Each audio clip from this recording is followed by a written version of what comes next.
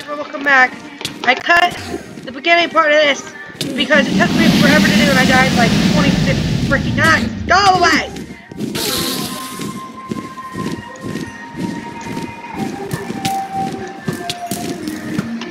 Okay.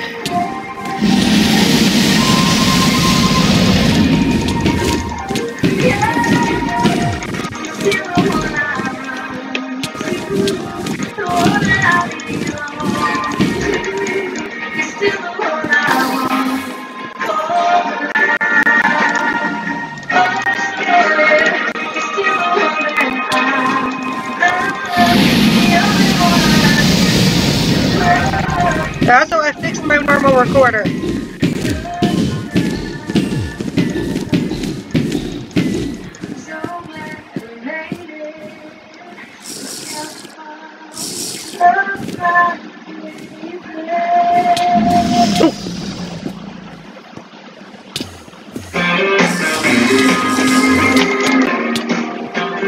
Frick!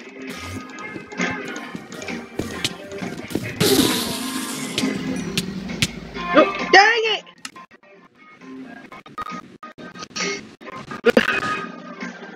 One little son of a farmer in the small town of man. Like his daddy before him, brought up working on the land. Fell in love with a small town woman, he married up and settled down. That's the way of life if you're lucky from a small town southern man. First there came 4 pretty daughters for the small town southern man. Oh my gosh. Later came another boy, it wasn't planned. 7 people living all together in a house built with his own hands. Little words of love and understanding from a small town southern man. Whoa. And he bowed his head to Jesus, and he Frick you and your jargon!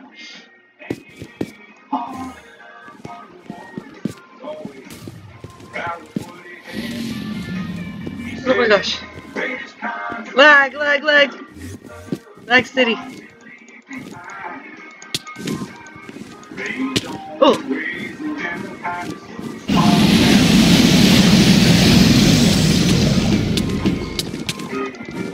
No, no, no, no, no. Dang it!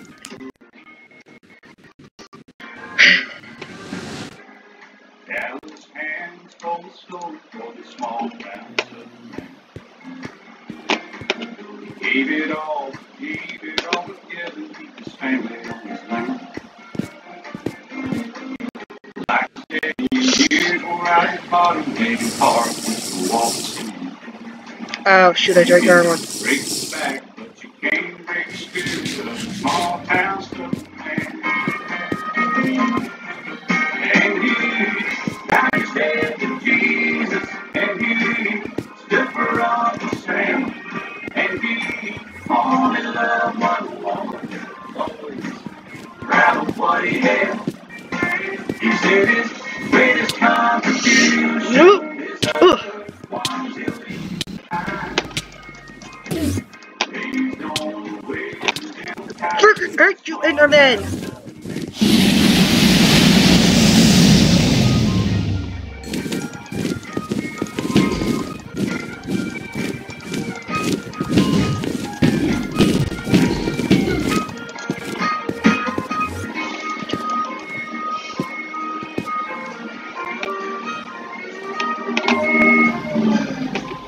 I was there, came calling from the small town southern man.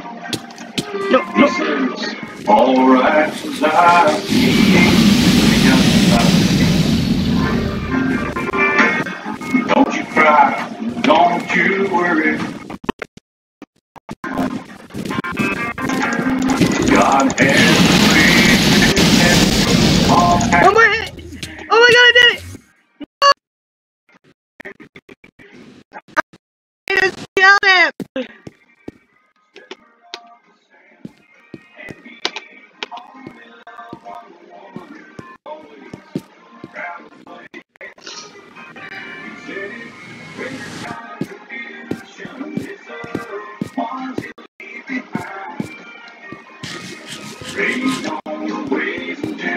kindness of a small town southern. Dang it, I missed the animation. Based on the ways and gentle kindness of a small town southern man. Let's get all the loot.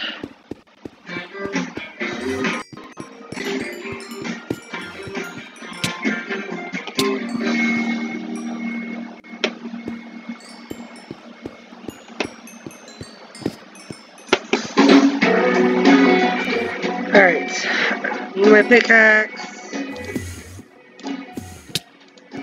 Really? You gonna be that sort of jerk? I don't wanna go in!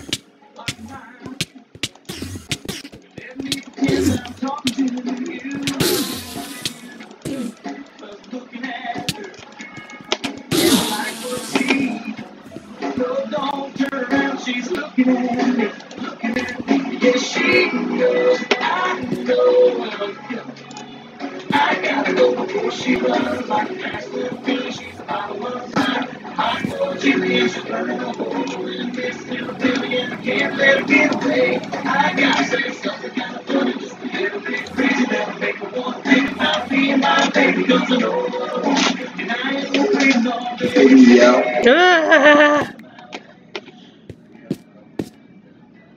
I died, okay? Why isn't this working? Oh well, I'll come back with a piston later and see if that'll work. Here, mark where it is. Alright. Yes! I killed the Ender Dragon! I died so many times! I even had to come back because a creeper blew my bed up!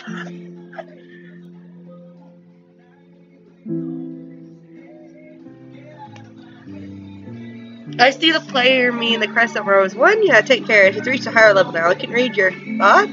Our thoughts?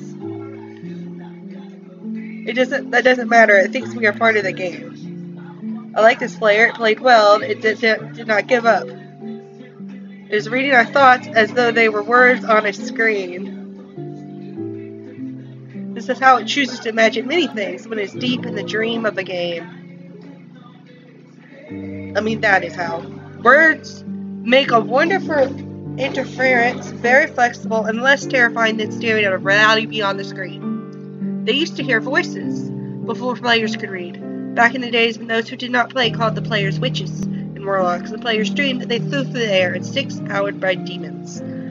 What did this player dream? This player dreamed of sunlight and trees, of fire and water. It dreamed it created, and it dreamed it destroyed. It dreamed it hunted and was hunted. It dreamed of shelter. Huh. The original interface, 1,000,000 years old, and it still works. But what truth structure did the player create in the reality behind the screen? It works with 1,000,000 others to sculpt a true world in the fold of the blank and created a blank for a blank in the blank. It cannot read that thought. No, it has not yet achieved the highest level.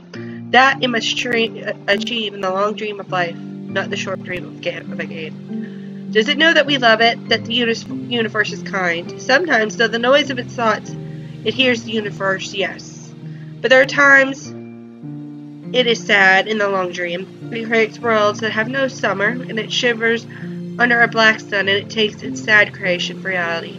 To cure it of sorrow would destroy it. The sorrow is part of its own private task. We cannot interfere. Sometimes, when they are deep in dreams, I want to tell them. They are building true worlds in reality. Sometimes I want to tell them of their importance to the universe. Sometimes when they have not made a true connection in a while, I want to help them to speak the words they fear. It reads our thoughts. Sometimes I do not care. Sometimes I wish to tell them. This world you take for truth is merely blank and blank. I wish to tell them that they are blank in the blank. They see so little of reality in their long dream, and yet they play the game. But it would be so easy to tell them. Too strong for this dream. To tell them how to live is to prevent them living. I will not tell the player how to live. The player is growing restless. I will tell the player a story, but not the truth. No, a story that contains the truth safely in a cage of words, and not the naked truth that can burn over any distance. Give it a body again. Yes, player. Use its name. The Crescent Rose 1, player of games. Good. Take a breath now. Take another. Feel air in your lungs. Let your limbs return. Yes, move your fingers. Have a body again. Under gravity and air. Respawn in a long dream. There you are. Your body touching the universe again at every point. As though you were separate things. As though we were separate things. Who are we? Once we were called the spirit of the mountain. Father, Sun, Mother, Moon. Ancestral spirits. Animal spirits. Jinn. Ghosts. The green men. Then gods, demons, angels, poltergeists, aliens. Extraterrestrials. Leptons, quacks. The world's changed. We do not change. We are the universe. We are everything you think isn't you. You are looking at us now through your skin and your eyes. And why does the universe touch your skin? Throw light on you to see you, player, to know you, and to be known. I shall tell you a story. Once upon a time, there was a player. The player was you. The Crescent Rose 1. Sometimes it thought itself human.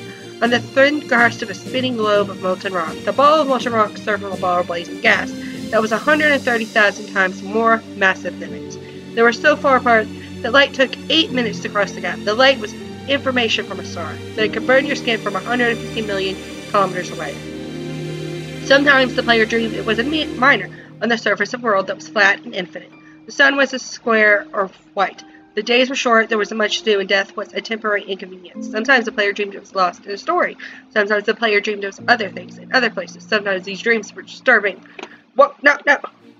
Sometimes very beautiful indeed. Sometimes the player woke from one dream into another, and then woke from that into a third. Sometimes the player dreamed it watched worlds on a screen. Let's go back. The atoms of the player were scattered in the grass, in the rivers, in the air, in the ground. A woman gathered the atoms. She drank and ate and inhaled, and the woman assembled the player in her body. And the player awoke from the warm, dark world of his mother's body in the long dream. And the player was a new story, never told before, or written in the letters of DNA. And the player was a new program, never run before, generated by a super C code 1 billion years old. And the player was a new human, never alive before, made from nothing but milk and love. You are the player, the story, the program, the human, made from nothing but milk and love. Let's go further back. 7 billion atoms of the player were created long before the game in the heart of a star, so the player, too, is information from a star, and the player moves through a story which is the force of information planted by a man called Julian, on a flat, infinite world created by a man called Marcus, that exists inside a small private world created by the player who inhabits a universe created by Such. Sometimes the player created a small private world that was soft and warm and simple. Sometimes hard and cold and complicated. Sometimes it built a model of the universe on its head, flakes of energy moving through the vast empty spaces. Sometimes it called these flakes electrons and protons. Sometimes it calls planets and stars. Sometimes it believes it was in the universe that was made of energy that was made of offs and ons, zeros and ones, lines of code. Sometimes it believed it was playing a game. Sometimes it believed it was reading worlds on a screen. You are the player reading worlds. Sure, sometimes the player reads lines of code on a screen, decodes them into words, decoded them into meaning, decoded meanings into feelings, emotions, theories, ideas, and the player was started to breathe faster and deeper and realized it was alive. It was alive, and these thousands of deaths had not been real, and the player was alive. You are alive. And sometimes the player believed the universe had spoken through the sunlight that came through the shafty leaves of the summer trees. And sometimes the player believed the universe had spoken to it through the light of the fell, the crisp night sky of winter, and where a fleck of light in the corner of the player's eye made it into a star a million times as massive as the sun, boiling its planets and plasma in order to be visible for the moment to the player walking home at the far side of the universe, somebody's smelling food, almost at the familiar door, about to dream again. And sometimes the player believed the universe had spoken to it through the zeros and ones, through the electricity of the world, through the scrolling words of the screen at the end of a dream. And the universe said, I love you. And the universe said, you have played the game well. And the universe said, everything you needed within is you. And the universe said, you are stronger than you know. And the universe said, you are the daylight. And the universe said, you are the night. And the universe said, the darkness you fight is within you. And the universe said, the light you seek is within you. And the universe said, you are not alone. And the universe said, you are not separate from every other thing. And the universe said, you are the universe testing itself, talking to itself, reading its own code. And the universe said, I love you, because you are love. And the game's over, and the player woke from the dream. And the player began a new dream, and the player dreamed again, and dreamed better. And the player was the universe, and the player was love. You are the player. Wake up.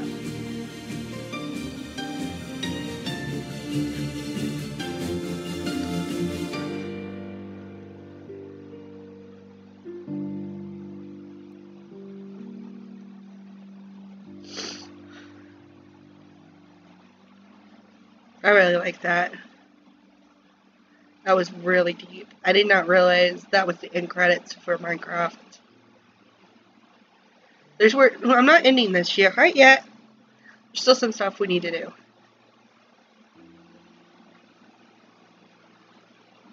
I need to come back and get the egg. And, oh my gosh.